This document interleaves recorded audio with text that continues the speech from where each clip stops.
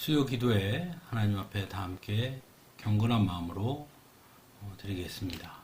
먼저 찬송가 270장 함께 찬양하겠습니다.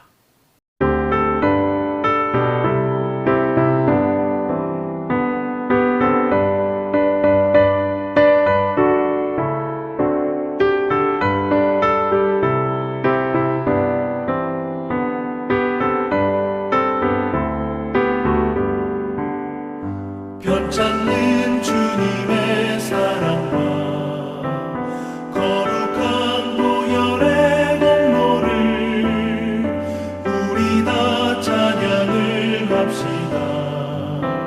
주님을 만나볼 때까지 예수는 우리를 깨끗게 하시는 주시니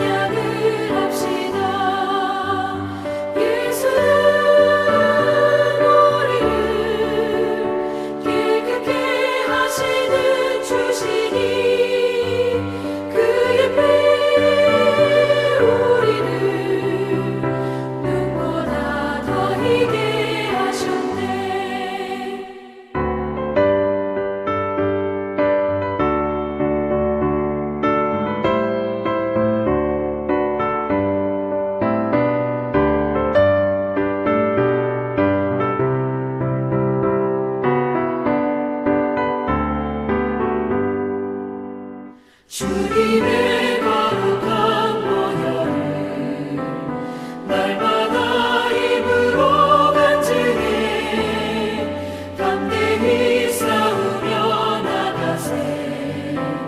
천국에 들어갈 때까지 예수는 우리를 깨끗게 하시는 주시니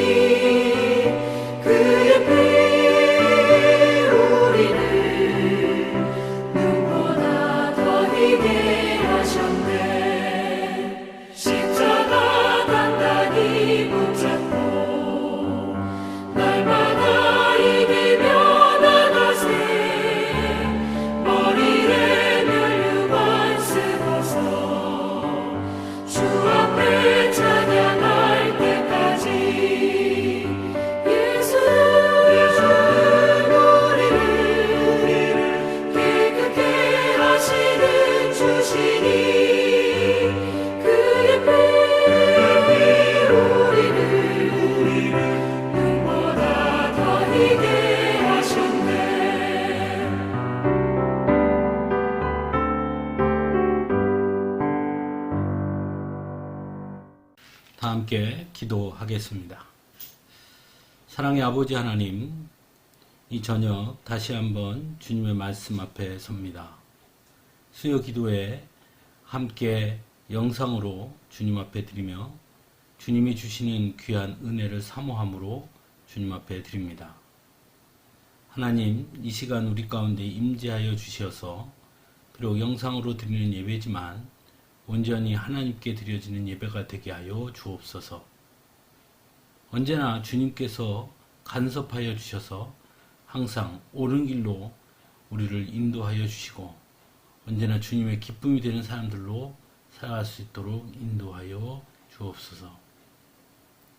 우리 주님께서 언제나 함께하여 주실 것을 믿사오며 거룩하신 예수님의 이름으로 간절히 기도드리옵나이다.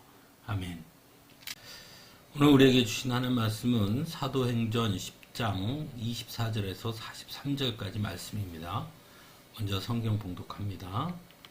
그 다음날 베드로는 가야사랴에 들어갔다. 고넬료는 자기 친척들과 가까운 친구들을 불러놓고 그들을 기다리고 있다가 베드로가 들어오니 마중 나와서 그의 발 앞에 엎드려서 절을 하였다. 그러자 베드로는 일어나십시오. 나도 역시 사람입니다. 하고 말하면서 그를 일으켜 세웠다. 그리고 베드로는 고넬료와 말하면서 집 안으로 들어가서 많은 사람이 모여 있는 것을 보고 그들에게 말하였다. 유대 사람으로서 이방 사람과 사귀거나 가까이 하는 일이 불법이라는 것은 여러분도 아십니다. 그런데 하나님께서는 나에게 사람을 속되다거나 부정하다거나 하지 말라고 지시하셨습니다. 그래서 여러분이 나를 부르러 사람들을 보냈을 때 반대하지 않고 왔습니다. 그런데 묻고 싶은 것이 있습니다. 무슨 일로 나를 오라고 하셨습니까? 고넬료가 대답하였다. 나흘 전 이맘때쯤에 내가 집에서 오후 3시에 드리는 기도를 하고 있었습니다.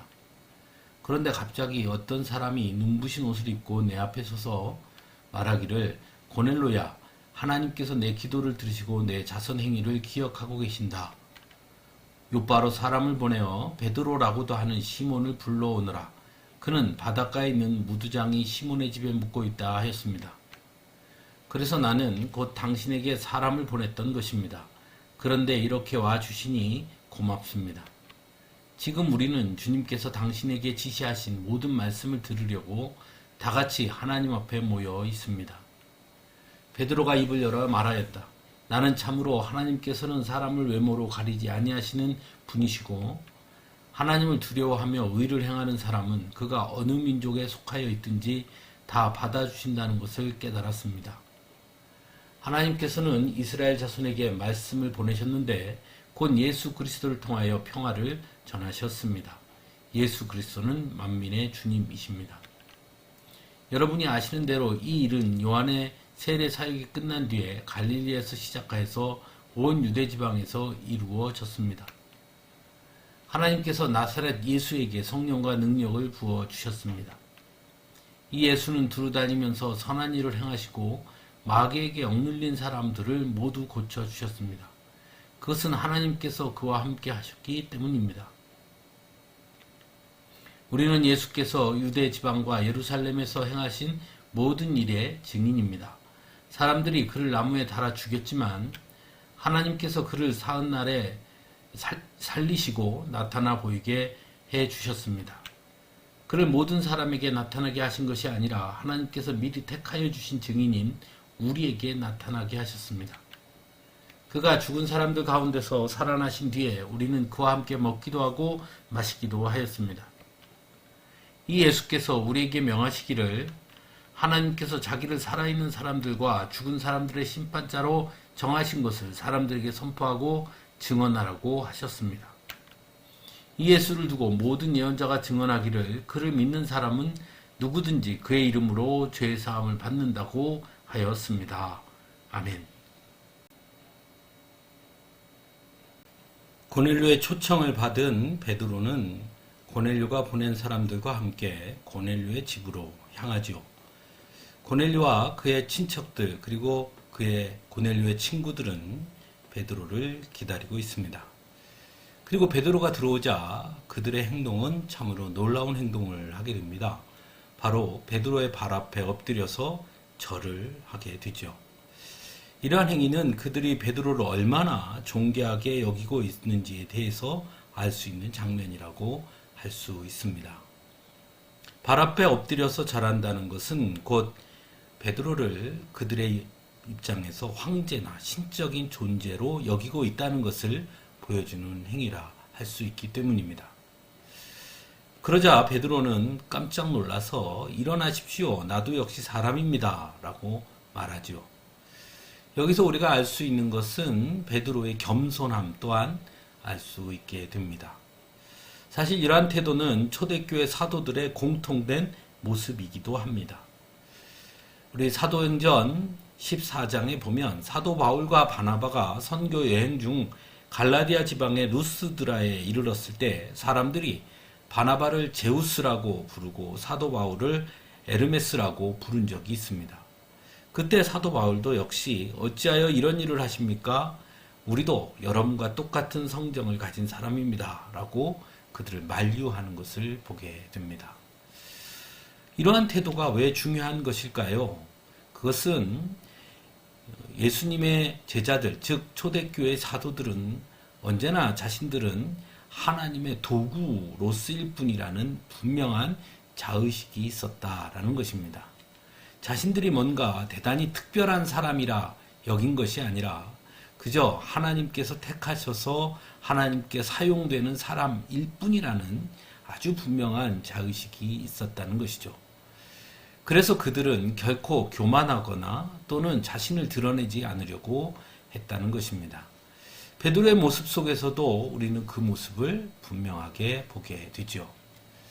그리고 나서 베드로는 우리가 읽은 본문에서 복음의 두 가지 특징 또는 내용에 관해서 이야기하고 있음을 보게 됩니다. 먼저 복음은 모든 사람에게 차별이 없다는 것을 분명하게 전하고 있습니다. 그것은 베드로가 가지고 있었던 기존의 자신의 생각과도 전혀 다른 것이었음을 그는 고백하고 있습니다. 그래서 우리가 잘 아는 대로 베드로 역시 하나님께서 그의 베드로의 생각을 바꿔주시기 위해 그 보자기 환상을 보여주셨지요. 고넬료를 만나기 전에 말입니다. 그 일을 통해 베드로는 분명하게 깨닫게 됩니다. 그래서 28절에 유대 사람으로서 이방 사람과 사귀거나 가까이 하는 일이 불법이라는 것은 여러분도 아십니다. 그런데 하나님께서는 나에게 사람을 속되다거나 부정하다고 하지 말라고 지시하셨다고 분명하게 전하고 있습니다. 즉 자신의 그 보자기 환상에 대해서 이야기하고 있는 것이죠. 또한 나는 참으로 하나님께서는 사람을 외모로 가리지 아니하시는 분임을 이라고 분명히 말하고 있습니다. 즉 복음은 유대인과 이방인이라는 그 구분을 뛰어넘는 것이고 또한 복음은 그 복음을 전하는 자의 그런 생각이나 가치도 뛰어넘는 것임을 분명하게 전하고 있습니다. 사실 베드로와 이방인 고넬료를 만나게 하신 이유도 어쩌면 그것을 우리에게 가르쳐 주시기 위해서라고 할 수 있습니다. 그런데도 여전히 많은 사람들은 자꾸 사람들을 구분하고 나누려고 합니다. 하지만 성경은 그 모든 사람들의 구분과 나눔을 철저하게 거부하고 있음을 알 수 있습니다. 어떻게 보면 성경에서는 오직 의인과 죄인을 구분하는 것 외에는 다른 어떤 구분도 인정하지 않고 있다고 할 수 있습니다. 그리고 의인과 죄인의 구분도 영속성이 있거나 절대로 달라질 수 없는 구분이 아니라 죄인은 언제든 예수님을 만나면 의인이 될 수 있음을 분명히 전하고 있습니다. 그러므로 우리가 예수 그리스도를 믿는 자녀들이라면 세상의 그 어떤 구분과 분류에도 동의해서는 안 되는 것이라 할 수 있겠습니다. 두 번째로 베드로는 예수님에 대해서 전하고 있습니다. 물론 복음의 중심이 바로 예수님이기 때문이지요. 즉 베드로는 고넬료에게 예수님이 누구이신지 또 예수님이 이 땅에 오셔서 무엇을 하셨는지 전하고 있습니다. 예수님에 대해서 예수 그리스도는 만민의 주님이십니다 라고 전하고 또한 예수님께서 하신 일에 대해서도 36절에서는 예수 그리스도를 통하여 하나님께서 평화를 전하셨다라고 말하고 38절에서는 하나님께서 나사렛 예수에게 성령과 능력을 부어주셨으며 예수님은 두루 다니시면서 선한 일을 행하시고 마귀에게 억눌린 사람들을 모두 고쳐주셨다고 말하고 있습니다. 그리고 예수님의 죽으심과 부활에 관해서도 전하고 있죠. 무엇보다 예수님께서 자신들에게 명하신 것이 있다고 42절에 절하는데 바로 하나님께서 예수님을 살아있는 사람들과 죽은 사람들의 심판자로 정하셨다는 것을 사람들에게 전하라고 자신들에게 명했다고 분명히 전하고 있습니다. 그리고 이런 예수님에 대해서는 모든 예언자가 증언하기를 그를 믿는 사람은 누구든지 그의 이름으로 죄사함을 받는다고 하였다고도 전하고 있습니다. 이러한 베드로의 이 예수님에 관한 증언은 크게 몇 가지를 전하고 있음을 알 수 있습니다. 첫째는 예수님은 나사렛 예수였고 또한 예수님은 하나님의 아들이었고 또한 예수님은 하나님이셨음을 전하고 있습니다.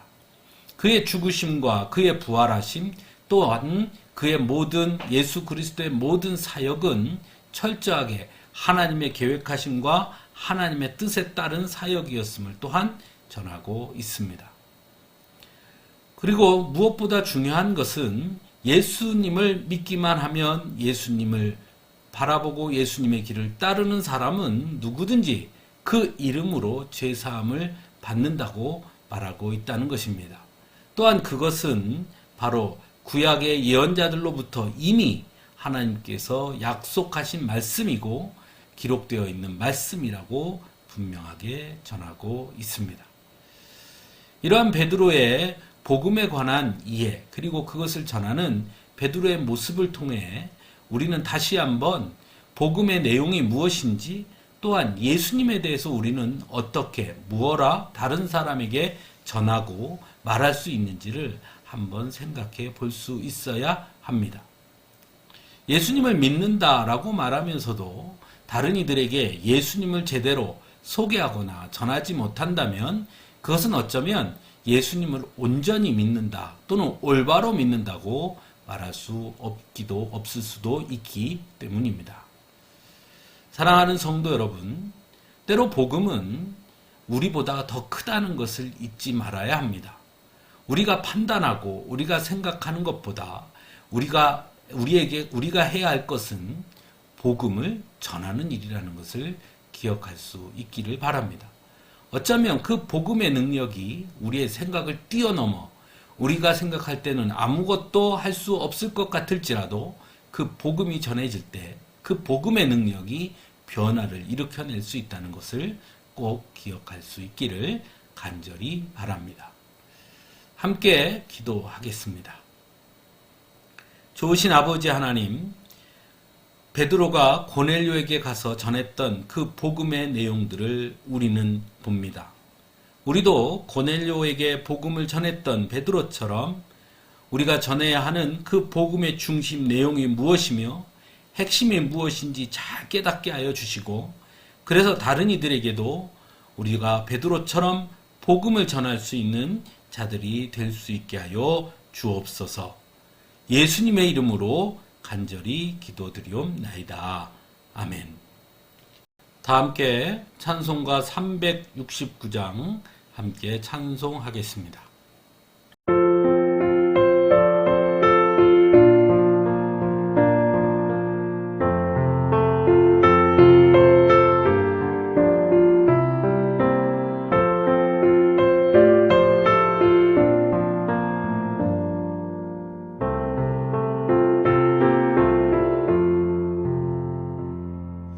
죄짐 맡은 우리 구주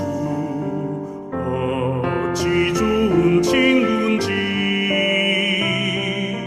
걱정 근심 무거운 짐 우리 주께 맡기세 주께 고함 없는